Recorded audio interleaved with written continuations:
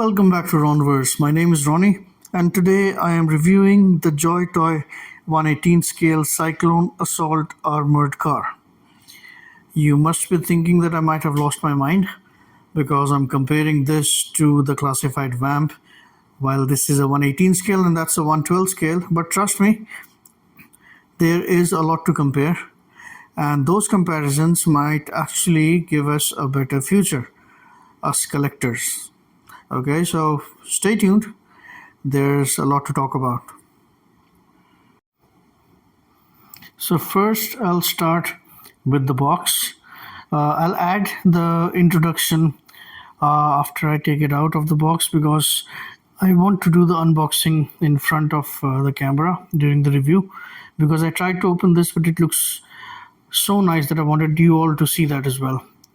Okay, so the front, as you can see, is the photo of the product, a bit edited photo of course, and says Cyclone Assault Armored Car, Joytoy, 118 scale, 15 plus. On the side we have more product shots.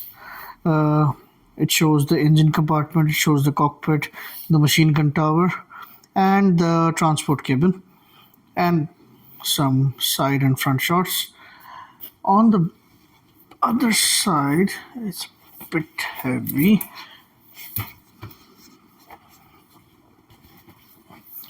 It has like somewhat a blueprint, you can say, just like the outline shot of the design of the SUV and some product related stuff. The product is suitable for age 15 and up and blah blah blah. And one more side shows another product shot. Now once I open,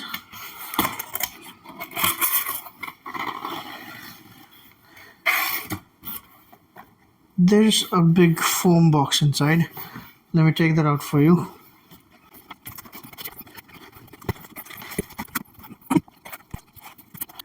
So this is how the box is. This is the lid. See? There's a blueprint, something I really like, and something I really missed when I got the Vamp from Hasbro Gijoe. For me, this is something of a file card that we used to get with GI Joes, so really like this. And inside it comes kind of disassembled, so the parts are given differently everywhere. I'll take out all the parts and show you. So for the packaging, I'll give it a 10 out of 10. The foam box itself is very premium. It protects the item properly, and it's very collector friendly as well.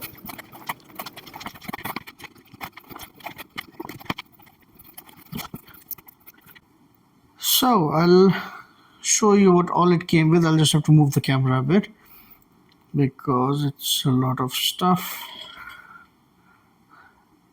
So this is all of it. Now I'll just assemble this and I'll come back to you.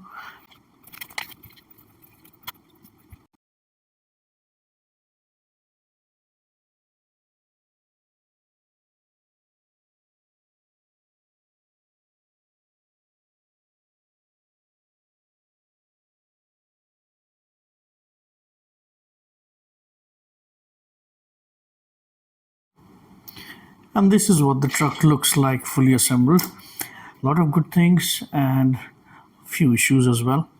So first thing first, I'll measure this one. So starting from the point where the hooks are to the end of the spare wheel, this is 15.5 inches, which is around 13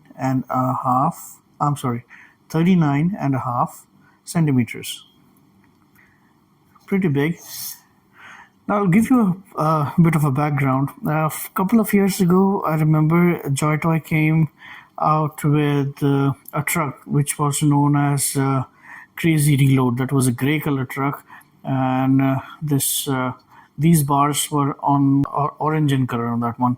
I really liked that one, but I couldn't buy because it was pretty expensive for a 118 scale. So it was around, I think, $130 or something.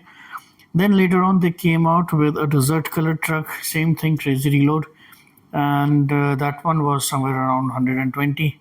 Again, for a 118 scale vehicle, my budget doesn't go that far. I like it to be under $100.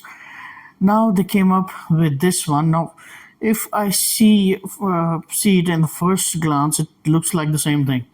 So I don't know what the changes here are. Pretty much look the same. When I try to compare the photos, looks the same to me. And I even messaged Joy Toys to confirm like what kind of changes are there. Is it the same thing? But didn't get any reply as of now. So I don't know. Let's see. So like I said, a lot of good things here, but we need to understand that this comes in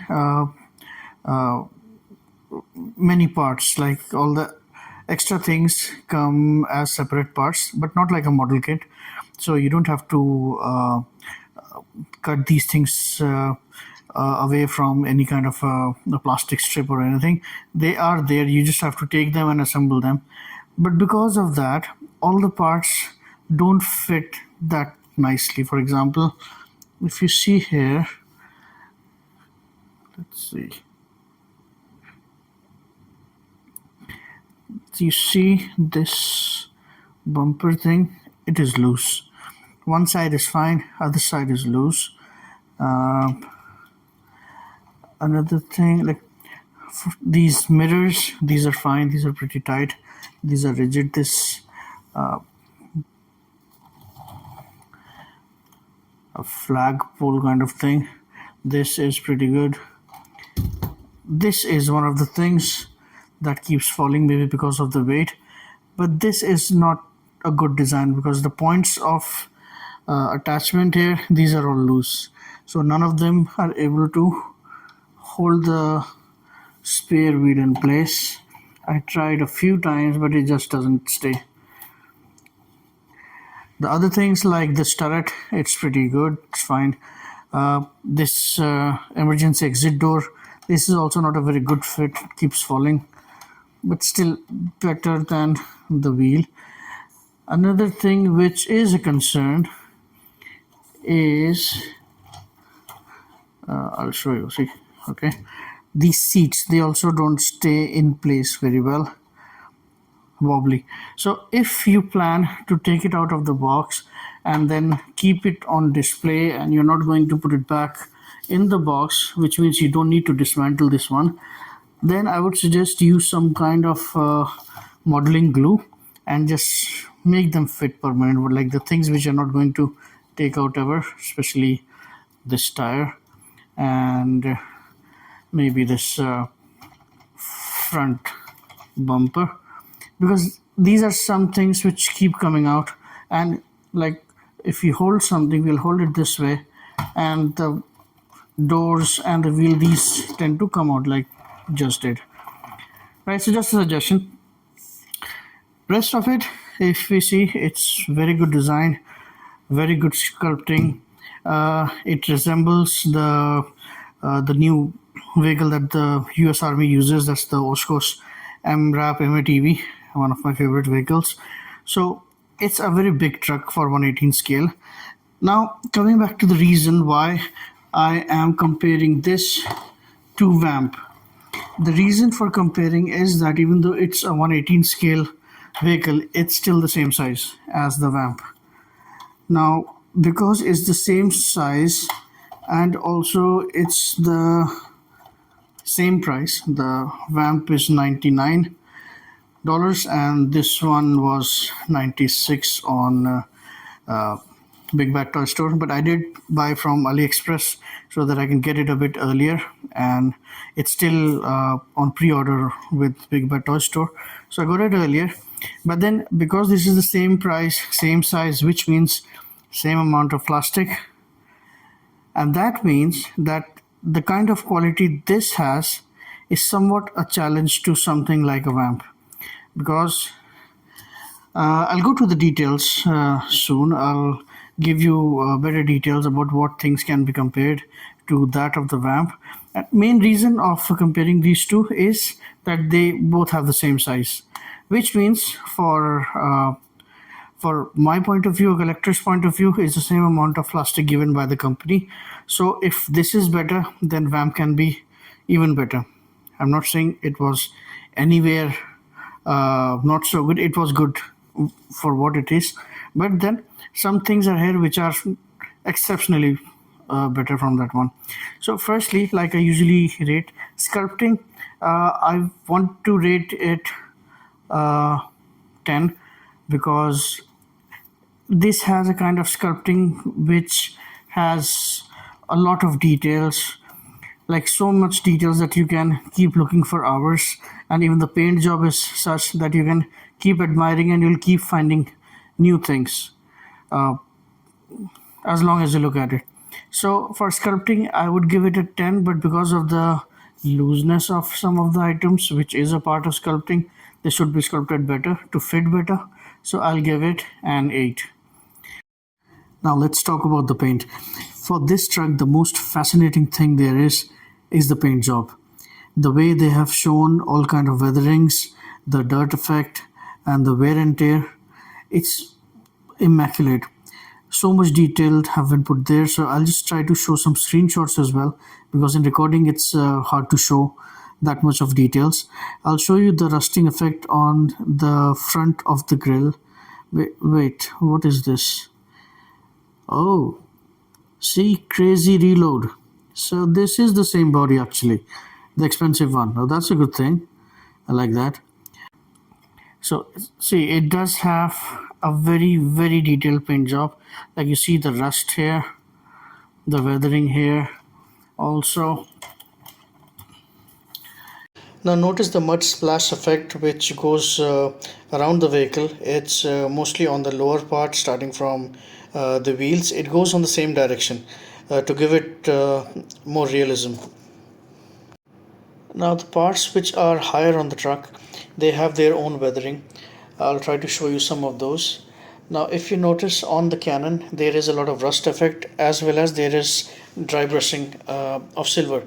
So if you look at most of the truck, any edges which is there on this truck, like a real vehicle, has either rusting or it has some silver dry brushing, so that it brings out the metallic effect.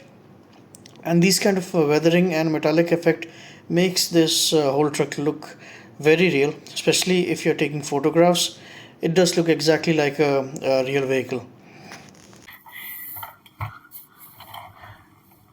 So for the paint, I would give it 10 out of 10, because I can't imagine that the paint work could have been better than this. I'll show you one more thing about the paint. So if you take out this jerry can, this small jerry can is a metallic paint. The whole vehicle is a matte finish except these jerry cans, which are metallic red, and they actually look like die cast, but they are not, they're just plastic. So just fascinating details when it comes to the painting. So painting, 10 out of 10. Now in a vehicle, if I talk about articulation, it's all the things that we expect from that specific vehicle. Now this being an armored vehicle, what we would be expecting is the turret should be working, because there is a turret. The cannons should be working properly, and the wheels should be rolling. Yes, that does do it. I'll add some of the details here. These places, so that you can see some more functions here. But there are certain issues here. Now the engine compartment does open nicely. Does have the engine, which you can see. The turret is a bit hard to move, but it does move. So it would move. You need a lot of strength to do it. The cannons, however, they do go down, but they can't go up so well. That is because there is a kind of ammo belt here. This is some kind of an ammo belt. That's what I understand here. Now, if this ammo belt was of soft material, then this would have moved a lot better. But as of now, it just gets stuck here, which means it can't shoot above this. Also, side to side, it can't go very well because it gets stuck in these oversized flashlights, I think. And there are some good things as well, like I think this is the best thing. So the door opens this way, and you can see the cockpit has a lot of details. Wherever I can't show you much through the recording camera, I'll add photos or videos to give you a better perspective. So once you open the door, there's a secondary plate.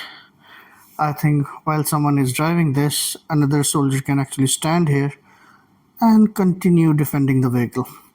So that's a very good designing detail here. So certain things are very good, certain not so good because they don't work properly. It does seat 6 people. Like you can see, there are 4 seats on the back, and from here you can actually see the cockpit as well, where a driver and a co-driver sits. So 6 people can actually sit here, and 2 can actually stand on the plates on the doors, and maybe 1 can stand here and 1 also can stand here. So all in all, 9 people, or 10 actually, can actually carry 10 people. Now again, unlike the Vamp, this does not have shock absorbers, which is disappointing. Looking at the kind of suspension it shows, even if you see underneath, it's all painted like mud and splashes and everything. It doesn't have too much details like differentials or anything, but then it's a futuristic vehicle. I don't know how it works. So, but then you can see there are shock absorbers, huge shock absorbers, but these doesn't work. These are just for show.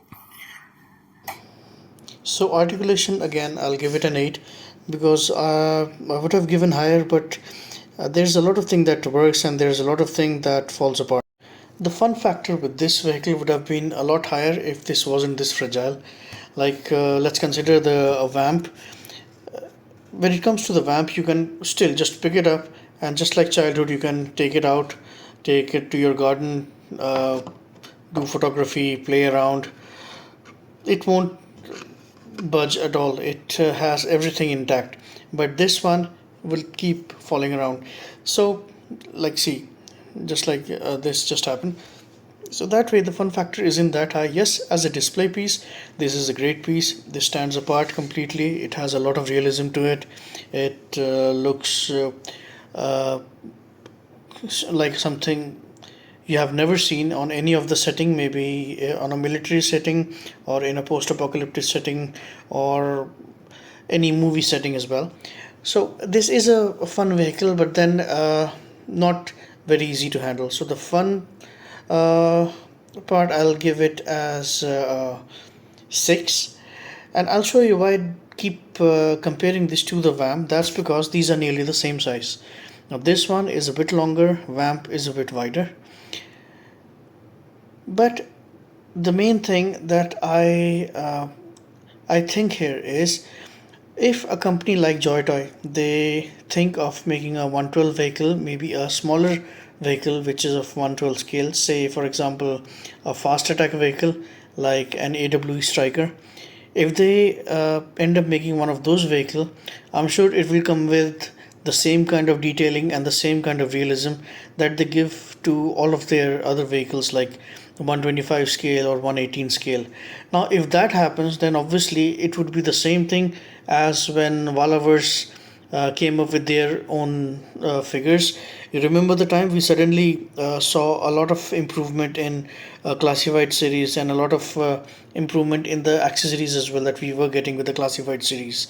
So same thing might happen again, and once Hasbro has this kind of a competition, we might end up getting the benefit out of it, because then they'll have to challenge themselves and give us even better products. I'm not complaining about Vamp. Yes, it's a very nice product, but there is no harm in getting something of the same size with the quality of Joytoy. I would like to show you the scale of this vehicle with a 118 scale figure. I bought one Joytoy figure especially for this one because I didn't have any other Joytoy items. Now this one is US Army Delta Assault Squad assault operator. Now see him standing next to the vehicle. This is a huge vehicle because this is based on an MRAP MATV. MRAP means mine resistance ambush protected. So these are huge vehicles weighing around 10,000 kg. So because this is based on this one, so it's a pretty big vehicle. For value for money, I'll give it a 7, because firstly, it's not an inexpensive toy. It is a military vehicle, which, if you ask me, firstly, being a toy, it should be a bit more rugged and shouldn't be falling apart from everywhere. Yes, it does look like a masterpiece and a great display piece. That's why I'm giving it a 7 and nothing lower. But when it comes to the overall rating for this one, I would say the overall it is a 9, because it does look different from any other kind of toy vehicles that you have seen. It looks better than even the licensed 118 scale diecast vehicles. It looks better than most of the 110 scale RC vehicles. It looks very realistic. It does look like a very detailed and intricate model kit which you need to get painted yourself. However, this one is coming professionally painted with all kind of weatherings and wear and tear.